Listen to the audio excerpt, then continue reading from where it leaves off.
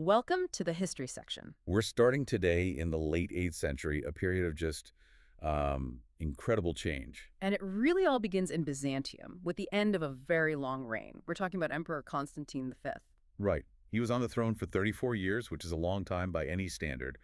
And when he dies in 775, it sets off a chain reaction. His reign was just full of these relentless existential pressures, wasn't it? Absolutely. The world was fundamentally changing around him, and the Byzantine state was struggling to keep up, to redefine itself. Let's talk about those pressures. Internally first, you have this simmering, sometimes boiling religious conflict. Iconoclasm. The fight between the icon lovers and the icon haters. And this wasn't just some theological debate in a monastery. No, no, this was a deep societal rift. Constantine V himself was a fierce iconoclast. So he's actively pushing for the removal of religious images. And in doing so, he's asserting imperial control over the church, over doctrine. This alienated huge parts of the population, especially in the West. And the powerful monastic orders, I imagine. Oh, definitely. They stood to lose immense wealth and social influence. So this conflict, it just bled into every single political decision he made. Okay, so the empire is basically fighting a civil war over theology. At the same time, the entire map of the Middle East is being redrawn. Exactly. He watches the Umayyad Caliphate just collapse. And in its place, the rise of the Abbasids. A violent, brutal transition. And for Byzantium, this meant a new, much more vigorous enemy on its eastern border. The entire nature of that conflict was about to change. But the real long-term damage, the thing that sets up everything else we're going to talk about, was happening in the West. Yes. While he's focused on the east, Byzantine rule in Italy is just failing. They lose the Exarchate of Ravenna. Which was the heart of their power there. And with Ravenna gone, Rome itself and the papacy, they finally slip out of Constantinople's functional control. For centuries, the emperor in Constantinople was the protector of Rome, at least in name. Nominally, yes, but the loss of Ravenna it finalizes that divorce. It creates a power vacuum. And a certain Frankish power is rising to fill that vacuum. Precisely. The Carolingians are on the ascent. Pippin the Younger is crowned king of the Franks. Setting the stage for his son Charlemagne. The very same. So, with all these massive threats, religious strife, a new caliphate, losing Italy, what does Constantine V decide to focus his final military campaign on? The Bulgarians. Which seems strange. I mean, they had an alliance, didn't they? Since Tervel helped break the siege of Constantinople back in 718. He did. It was an uneasy alliance, but stable. The renewed tension was, frankly, a self-inflicted wound. How so?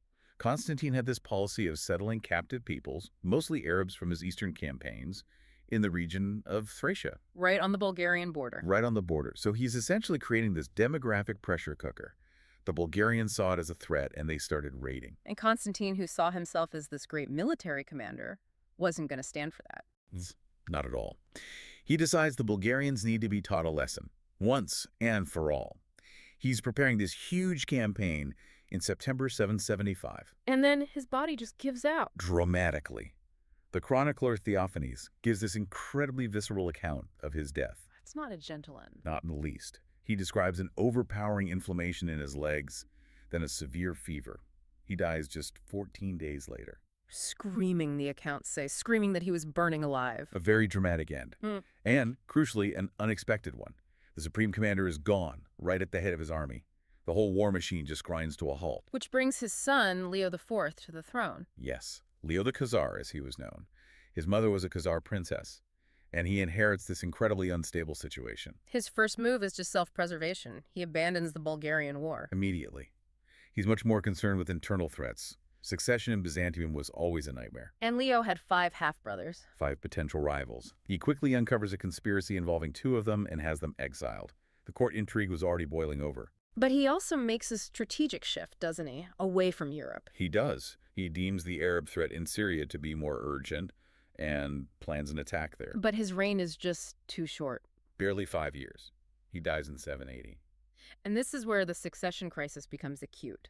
He leaves the throne to his son, Constantine VI. Who is 9 years old. A 9-year-old emperor, which means a regency. It necessitates the regency of the child's mother, a woman named Irene. From an old Athenian family. Correct. So now you have the ultimate picture of instability, a child on the throne, and a woman holding the reins of power. And for Byzantium's rivals, this must have looked like an open invitation. It was a signal of profound weakness, especially to the new caliph in Baghdad.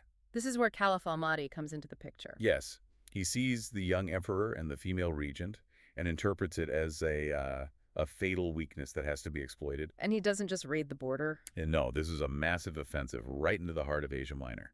The goal wasn't just to win battles, it was to shatter Byzantine morale. And they get alarmingly close to the capital. They reach the Bosphorus Strait. They set up a massive military camp at Chrysopolis. Directly across the water from Constantinople itself. You could see the smoke from their campfires from the city walls. It was a psychological humiliation of the highest order. Irene is trapped. She has no real military options. She's forced to negotiate. And the price of peace is staggering. An enormous ransom in gold. And worse, a humiliating yearly tribute. This episode just devastates Constantinople's treasury and its prestige. It also demonstrates a desperate need for a powerful ally. A need she acts on immediately. Feeling completely exposed, she looks west, to the one other major Christian power that seemed to have its act together. The Kingdom of the Franks. In 782, she sends 2 messengers to the court of Charlemagne. With a very specific proposal. A marriage alliance. She proposes a betrothal between her son, the 11-year-old Emperor Constantine VI, and one of Charlemagne's daughters. And what's so interesting is that Charlemagne is in a position to consider himself her equal. He's not just some tribal king anymore. Not at all. By 782, he controls the Frankish lands.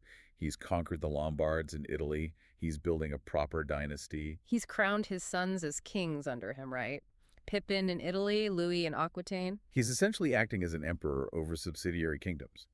And crucially, he has taken on the role of defender of the Christian faith in the West. By protecting the papal states. Exactly. That gives him enormous theological and political leverage. So when Irene's proposal arrives, he sees it as more than just a political convenience. He sees it as a move toward a grand vision, a united Christian front against the Arabs, an empire of the spirit, a Western mirror to the Eastern Empire. So he agrees. He agrees to betroth his daughter, Rotrud, who is 8, to Constantine VI. It was a political handshake meant to become a real alliance down the line. And that line arrives 5 years later, in 787. Constantine is 16, Rotrud is 13. It's time to finalize the marriage. It should have been. But Byzantine politics are never that simple. In those 5 years, Irene's own position had become much more secure. She decided she didn't need the Frankish alliance anymore. She calculated that she no longer needed it for survival. But there was a deeper anxiety. Charlemagne's power was growing so rapidly, he was starting to look less like an ally and more like a threat. A threat to the remaining Byzantine territories in Italy. Precisely. Naples, Sicily. She concluded that having a Frankish princess in the imperial family would give Charlemagne far too much influence. So she just breaks off the engagement. Abruptly. And for Charlemagne, this was a profound insult, a public rejection of his status as an equal. And this rejection comes at the exact moment his own sense of a divine mission is crystallizing. It's a definitive turning point. It shifts Charlemagne's focus from seeking an alliance with the East to defining and eventually claiming supreme authority in the West for himself. So we see Charlemagne's mission really accelerate, totally independent of what's happening in Constantinople. He's actively cultivating this identity as a divinely appointed ruler. And he's surrounding himself with the people who can help articulate that vision. Right, because Charlemagne himself, he was a brilliant military leader, but not a scholar.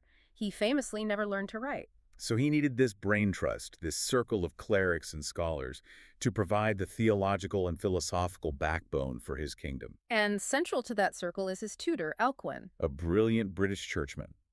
And it's Alcuin and his circle who start referring to Charlemagne as King David. Which is so much more than just flattery. It's political theology. It's grounding his rule directly in the Old Testament, handpicked by God. It's a way of bypassing the Byzantine claim to be the sole heir of Rome. And this feeds into how he views his conquests. They're not just about territory. They are forceful evangelism. He truly believes his political and spiritual duties are one and the same. He's saving stubborn unbelievers from themselves. We see this most brutally in his campaigns against the Saxons. The Saxon Wars are the starkest example of this policy. It was a long, brutal war against a fiercely independent people who resisted conversion. And their resistance enraged Charlemagne. It culminates in the massacre of Verdun in 782. It's one of the darkest moments of his reign. After a major victory, he orders the execution of Saxon prisoners. 4,500 of them. It wasn't a tactical move, it was mass terror, designed to break their will to resist. How does he square that with his image as a pious Christian king? The court intellectuals provided the justification. It's the violence necessary to save souls. Political resistance must be crushed before spiritual salvation can begin. And when the Saxon leader Wittgenstein finally surrenders and is baptized, that's just the beginning. That's when Charlemagne codifies the conversion into law. Very harsh laws. Death penalty for any unbaptized Saxon found in hiding. Death for stealing from a church, for attacking a priest, for practicing pagan rites, even for not observing Lent properly. It's totalizing. The state and the church are completely merged, and he's the enforcer. He's policing correct liturgical observance. It was at this point, though, that Alcuin stepped in. His conscience. You could say that. Alcuin argued for moderation. He cautioned the king, quote, "Do not force them by public compulsion until faith has thoroughly grown in their hearts." True conversion can't come from the sword. Exactly. And to his credit, Charlemagne listened. He revoked the death penalty for some of the purely religious offenses. But his fundamental sense of duty, that remained unchanged. He was the guarantor of Christianity in the West. Which puts him on a collision course with the authority in Constantinople, the Empress Irene. Who, as far as she was concerned, held the highest God-sanctioned authority in the world. She saw Charlemagne as little more than a powerful barbarian. So even though her son Constantine VI is of age, Irene refuses to give up power. She goes a step further. She stops calling herself regent and names herself Empress Basilissa, an unprecedented usurpation. And she uses that authority to make a huge doctrinal move. She summons the Second Council of Nicaea in 787. Its purpose is to officially reverse all the icon-condemning policies of her predecessors. By restoring the veneration of icons, she's trying to heal those internal divisions. And consolidate her own power, demonstrating that she, not some Frankish king, holds the final authority on Christian doctrine. But the military in Constantinople, they're not happy with a female emperor.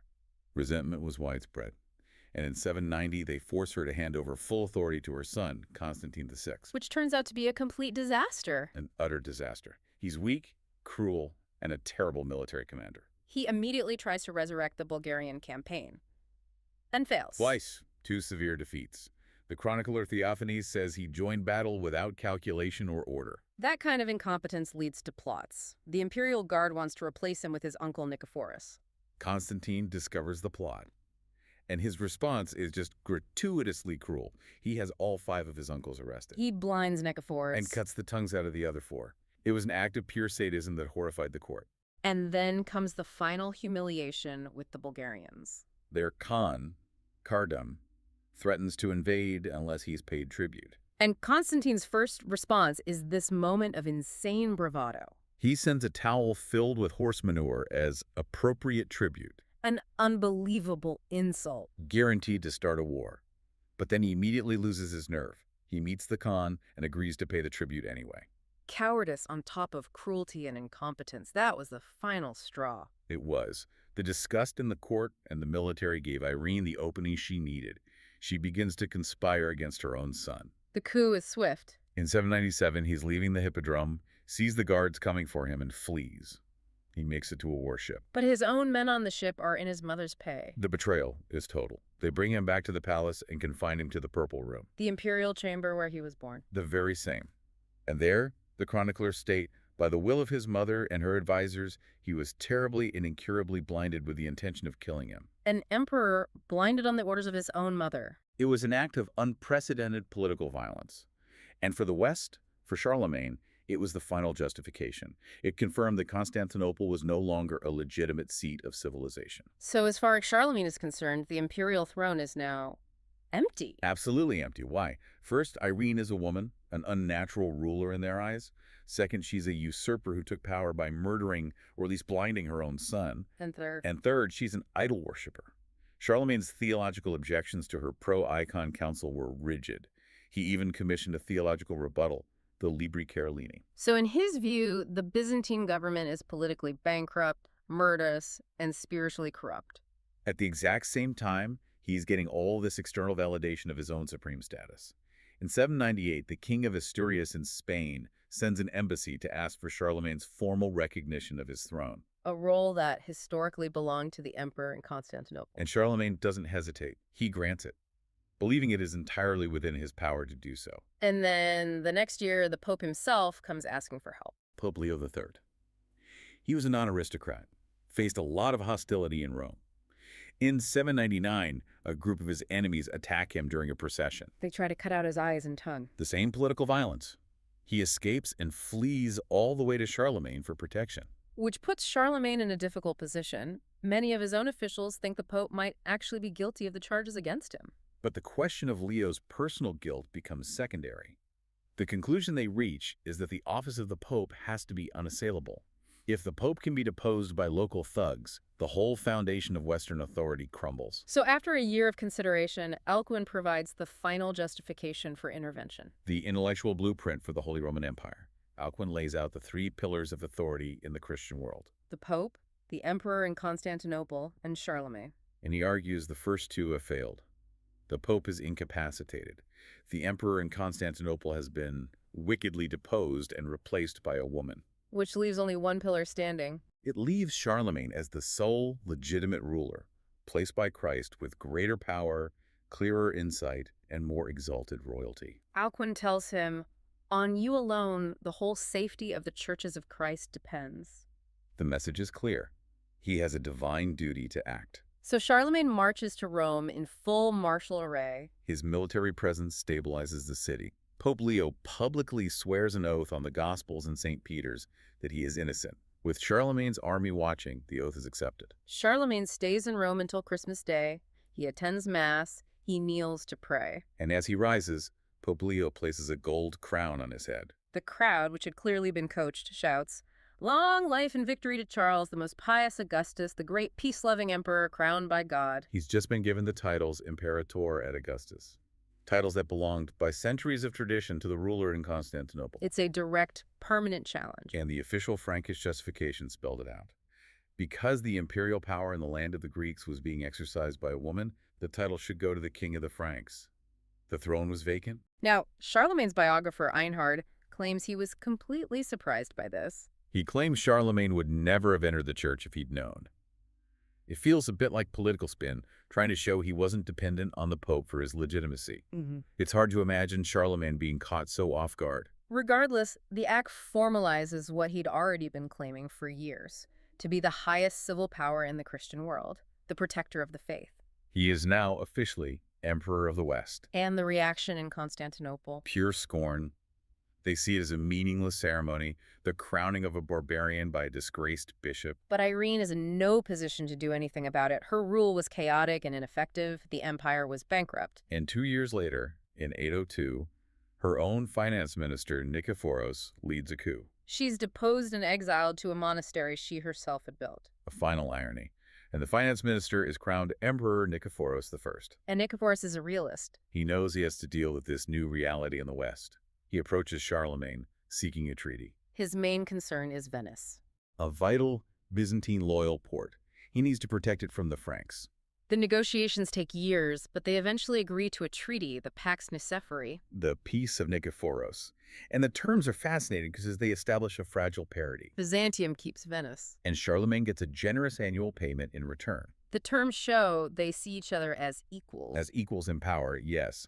But Nikephoros is very careful to maintain the Byzantine fiction that the imperial title can only reside in Constantinople. So in the treaty documents, he calls himself emperor, but he pointedly refuses to call Charlemagne emperor. Exactly. The peace is made, but the ideological split, two Christian empires, one east, one west, is now officially cemented. The foundation of the West's modern identity was built upon the weakness and internal cruelty displayed in Constantinople, demonstrating that instability in one sphere inevitably creates a legitimate political vacuum and opportunity in another. The 8th century thus becomes the moment the singular Roman legacy fractured into two competing ideological claims, both based on divine right and the title of Augustus, but permanently separated by language, theology, and the vast expanse of political ambition. What's left for you to consider is this. Given that Charlemagne's entire claim rested on the argument that Irene's blinding of her son made the throne vacant, did the successful coup 2 years later, replacing her with a male emperor, Nikephoros I, completely delegitimized Charlemagne's claim to the imperial title?